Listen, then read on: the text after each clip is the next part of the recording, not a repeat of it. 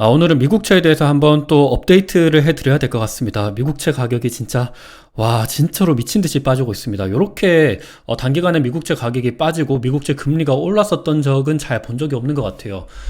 이게 보면 이게 미국채 금리입니다. 최근 들어서 보면 급격하게 빠졌다가 또 급등하는 모습이 보이고 있습니다. 와, 과연 뭐 최근 들어서 이런 일이 있었나라고 생각이 들 정도로 미국채 금리가 변동성이 굉장히 큰 모습을 보이고 있어요. 미국채 금리가 최근 들어서 이렇게 급등을 하고 있다 보니까 미국채를 투자하시는 분들이 많을 것 같거든요. 와, 가격도 이렇게 이틀에 걸쳐서 한 번 이렇게 빠지고 그리고 또 한 번 이렇게 빠지고, 이때까지 올랐었던 게 한 방에 이렇게 많이 떨어지면서 굉장히 피를 보는 사람들이 많을 거라고 생각을 하고 있어요. 그리고 엔화로 미국채를 투자하시는 분들도 있을 거라고 생각하는데, 이거는 그래도 엔화가 강세가 일어나다 보니까 그래도 상대적으로는 좀 나쁘지 않은 모습이 보이고 있기는 합니다. 미국채 가격이 이렇게 떨어지고 있다 보니까 특히나 사실 많은 사람들이 주식을 투자하시고 계시긴 한데, 근데 주식 시장보다 국채 시장, 채권 시장이 훨씬 더 크거든요. 그래서 보통 뭐 헤지 펀드들이나 기관들이 이렇게 운영을 합니다. 주식에 롱을 걸어놓고 그리고 채권을 좀 담아가지고, 뭐 주식이 많이 빠질 때 채권은 안전자산이다 보니까 안전자산이 좀 올라가면 안전자산 비중을 줄이고 주식으로 다시 비중을 옮기는 요런 리밸런싱을 많이 가하는데, 근데 최근 들어서는 주식도 빠지고 채권도 빠지다 보니까 이게 헤지 펀드들이나 뭐 기관 투자자들 청산 이야기도 조금씩 나올 수도 있겠다라는 생각을 하고 있습니다. 최근 들어서 마진콜에 대한 이야기도 나오고 있다 보니까 굉장히 좀 변동성이 큰 장세라고 생각을 하고 있어요. 그리고 TMF 투자하시는 분들도 많을 것 같은데, TMF 같은 경우는 어제 들어서만 마이너스 5.7%였습니다. 오늘 이거 장 시작을 하면 더더욱 많이 떨어질 것 같은 움직임이 많이 보이고 있어요. 그러다 보니까 저는 개인적으로 늘상 말씀을 드리지만 TMF와 같은 안전자산에는 특히나 레버리지 상품을 투자하는 게 아니라고 생각을 하고 있어요. 근데 이건 알아서들 하시면 될 것 같고, 그렇다면 미국채 가격이 왜 이렇게 많이 빠지고 있냐? 이거는 저번 영상에서도 말씀을 드렸기 때문에 짧게 한번 말씀을 드리도록 할게요. 일단 트럼프의 관세 전쟁 요거 때문에 시진핑이 미국채를 팔고 있다라는 이야기를 하고 있습니다. 어디까지나 음모론이긴 한데, 근데 저는 개인적으로 충분히 그럴 수 있다라고 생각을 해요. 과거에 중국 시진핑 정부는 그때 2005년도, 2006년도 그때 앨런 그린스펀 연준 의장의 기준금리를 올렸는데, 근데 장기채 금리는 올라가지 않는 현상이 있었습니다. 그때 중국은 몰래 미국채를 막 매입을 했었죠. 그러면서 당연히 미국채를 매입하다 보니까 장기채는 상대적으로 많이 오르지 못하는 그런 현상이 있었습니다. 그래서 알게 모르게 미국이 뭐 연준이 금리를 올리든지 떨어뜨리든지, 아니면 재무부 입장에서 요거를 떨어뜨리고 싶고 올리고 싶다라고 하더라도 이게 외부 요소가 있거든요. 중국이라든지 아니면 일본이라든지 미국채를 많이 가지고 있는 국가가 요거를 매입을 하든지 아니면 매도를 하든지 이런 거에 따라서 미국채 금리가 막 변동할 때가 있습니다. 그래서 과거에도 이런 현상이 있었기 때문에 이것도 충분히 가능성이 있다라고 생각을 해요. 근데 이거는 2달 후에 이 결과가 나옵니다. 지금은 아직 몰라요. 이거는 뭐 시진핑만 알고 있기는 하겠죠. 지금 중국이 2024년도 1월 달부터 해서 지난 1년 동안 미국채를 조금씩 매도를 했었던 모습이 보이고도 있었습니다. 원래는 한 7,970억 달러 정도가 있었는데 7,600억 달러로 줄였는데, 이거는 뭐 러시아가 미국으로부터 경제 제재를 받고 이러다 보니까 중국은 사실상 미국채를 점점 더 줄이고 달러에 대한 지위를 점점 더 줄이려고 많이 했었죠. 그 대신에 금의 보유량을 많이 늘리고 있었는데, 지금 이게 다음에 업데이트 될 때 어떻게까지 떨어질지 잘 모르겠어요. 만약에 떨어뜨려지는 거가 확인이 된다라 그러면 이번 사태는 중국이 범인일 수도 있겠다라는 생각을 할 수가 있을 것 같아요. 그리고 중국이 이렇게 미국이랑 한판 하려고 하는 움직임을 보이고 있고, 그리고 미국채를 매도하면서 미국채 금리를 올리고 있고, 만약에 다른 국가들도 이런 행렬을 중국에 따라서 한다라 그러면 미국은 점점 더 힘들어질 거라고 생각을 하고 있습니다. 내년도 말쯤에 이제 미국의 중간선거가 있거든요. 근데 최근 들어서 트럼프의 지지율이 조금씩 균열이 가고 있다라는 이야기도 하고 있습니다. 공화당 내부에서도 균열이 일어나고 있는 것만큼 이게 어떻게 일어날지가 잘 모르겠어요. 근데 일단 단기적으로는 굉장히 불확실성이 크다. 트럼프 입장에서는 굉장히 좀 고심이 클 것 같다라고 생각을 하고 있습니다. 트럼프가 지금 할 수 있는 거는, 저는 그렇게 생각을 해요. 트럼프는 지금 당장 중국은 어떻게 될지 모르겠어요. 중국은 지금 자존심 싸움이 걸려 있고, 그리고 중국이 어떻게 하겠다라는 게 있기 때문에 이게 트럼프의 지지율과도 연관이 돼 있어서 중국과는 조금 이게 장기간이 지속이 될 것 같다는 생각이 들지만, 다른 나라 뭐 일본이나 한국이나 아니면 유럽이나 아니면 뭐 다른 뭐 캐나다랑 멕시코 이런 국가들과는 최대한 빨리 관세 협정에 나설 거라고 생각을 하고 있습니다. 요게 이번 주 안에는 그래도 좀 관세 협정에 대한 이야기가 좀 많이 나올 거라고 생각을 하고 있어요. 그렇게 돼야지만 시장의 변동성은 좀 줄어들 거라고 생각을 하고 있습니다. 일단 이게 첫 번째 이유. 이거는 뭐 시간이 지나 봐야 되겠지만 일단은 이런 이야기가 나오고 있습니다. 실제로 과거에도 중국은 이런 모습도 많이 보이기도 했어요. 그리고 헤지 펀드들의 마진콜, 요거도 좀 가능성이 있기도 합니다. 최근 들어서 금 가격이 이렇게 많이 떨어졌습니다. 금은 대표적인 안전자산이에요. 어떤 달러의 패권이 흔들린다라거나 아니면 뭐 경제가 위축이 된다라거나 그러면 금이 항상 가격이 올랐었던 경우가 있었습니다. 그리고 중국은 지금 달러 패권에 대해서 위협을 하기 위해서 많이 미국채를 보유하던 거를 팔고 그 대신에 금을 많이 보유했었거든요. 근데 지금 금이 많이 떨어지고 있는 것도 굉장히 의아한 현상이라고 생각을 하고 있어요. 그 대표적인 원인이 아무래도 마진콜 때문에 금이 충분히 수익을 많이 줬잖아요.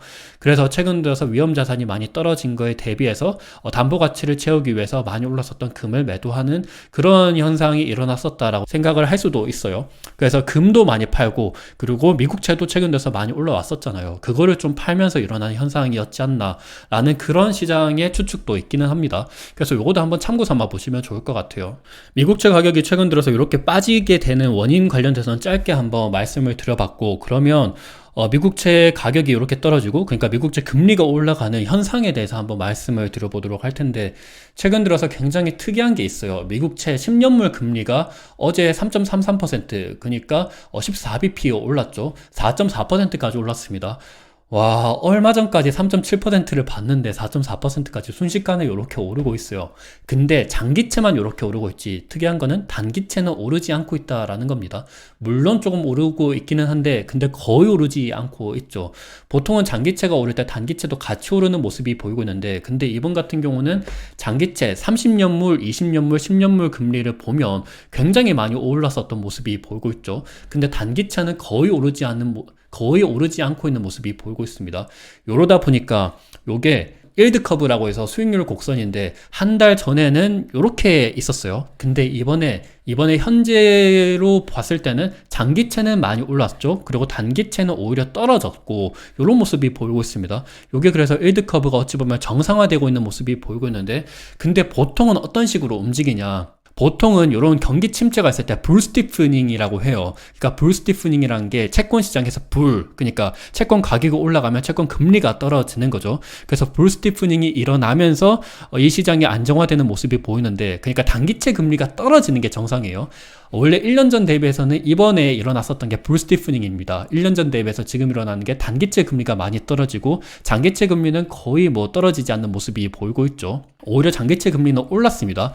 그래서 단기채 금리가 떨어지고 시장에, 그러니까 연준이 이렇게 나서서 시장에 유동성을 공급을 한다라는 그런 생각이 긍정적으로 작용을 하죠. 근데 지금과 같은 상황은 베어 스티프닝이라고 합니다. 이게 베어 스티프닝은 보통은 경제 사이클 확장 국면에서 일어나요. 경기가 과열되고 인플레이션이 심화될 우려가 있다는 신호가 있을 때 그때 베어 스티프닝이 일어납니다. 베어 스티프닝이라고 하는 거는 장기채 금리가 단기채 금리보다 더 빠르게 일어나는 건데, 지금과 같은 현상이죠. 한 달 전 대비해서 지금이 장기채 금리가 단기채보다 더더욱 많이 오르는 현상이죠. 지금이 마찬가지입니다. 장기채 금리가 단기채 금리보다 더더욱 많이 오를 때, 지금이 어찌 보면 경기 확장 국면에서 일어나는데, 근데 지금은 경기 확장 국면인가요? 아니죠. 지금은 경기가 완전히 위축되고 있다라는 이야기가 나오고 있는 상태입니다. 지금 46일 동안, 지난 한 달 동안 주가가 25%가 빠졌어요. 요걸 경기 확장 국면이라고 얘기할 수 있냐? 절대 아니죠. 보통 경기 침체가 일어날 때는 베어 스티프닝이 아니고 불 스티프닝이 일어납니다. 지난 과거 2001년도 닷컴 버블, 그때 어떤 일이 일어났었냐? 빨간색이 요때였어요. 보통 경기가 이렇게 꺾이기 직전에는 장단기 금리 역전이 일어납니다. 요게 3개월물, 2년물, 5년물, 7년물, 그리고 30년물 요렇다 보니까 이게 원래는 우상향하는 게 정상이거든요. 근데 경기 침체가 일어나기 직전에는 장단기 금리 역전이 일어나요. 근데 경기 침체가 이제 본격적으로 일어났을 때는 이게 불 스티프닝이 일어납니다. 불 스티프닝이 단기 금리가 훨씬 더 많이 떨어지는 현상이에요. 모든 사람들이 안전자산으로 들어가기 위해서 국채를 사게 되죠. 그러면 국채 금리는 떨어질 수밖에 없습니다. 근데 연준이 나서서 단기채, 그러니까 기준금리를 떨어뜨리면 단기채가 기준금리랑 연동이 되잖아요. 단기채 금리가 훨씬 더 많이 떨어집니다. 그래서 이게 불 스티프닝이 일어나는데, 근데 지금은 전혀 다른 현상이 일어나고 있다라는 겁니다. 2001년도 닷컴 버블 때도 마찬가지였고 2008년도 글로벌 금융위기 때도 마찬가지였습니다. 정상 상태였다가 장단기 금리 역전이었다가 단기채가 훨씬 더 많이 떨어지면서 불스티프닝 현상이 일어나죠.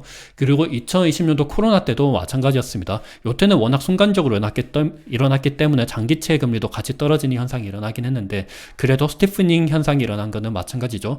근데 지금과 같은 상황은 어떠냐? 최근 들어서 장단기 금리 역전이 일어났었는데 이게 어느 정도 해소가 되고 있는 거는 맞아요. 근데 장기채 금리가 더더욱 많이 오르고 있고 단기채 금리는 빠르게 떨어지지 않는 모습이 보이고 있습니다. 이런 현상이 왜 일어나냐?